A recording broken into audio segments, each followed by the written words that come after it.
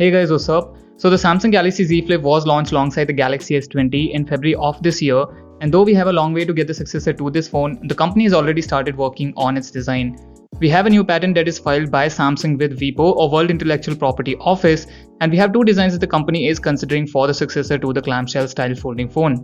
What's common in both the designs is the fact that there are three cameras on the back. For reference, the Galaxy Z Flip has two cameras.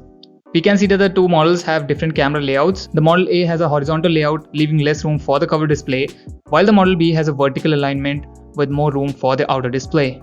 I would definitely prefer the Model B only because it has a bigger cover display, but I would also want the display to increase in width as well to spread out and fill the length of the vertical camera layout.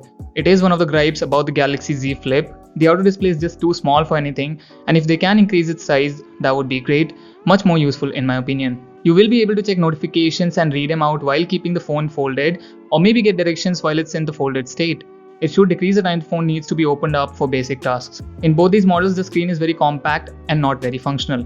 Now these are just patents and nothing is concrete. The phone may have an entirely different design, or there may be some modifications to the design. Companies generally file a lot of patents, but they don't always see the light of day. But still, tell me in the comment section, what would you prefer between the two designs? I think a bigger display is what most would want to have on their phones. Moving on, we have a device that looks just out of this planet. A new phone from Lenovo under the Legion branding has surfaced online, and it looks fantastic.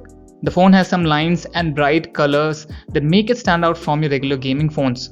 What's interesting is that the selfie camera pops out from side instead of the top, maybe to help with live streaming while playing games. The phone is generally in a horizontal orientation while playing games, so it makes it easier to record yourself while doing so.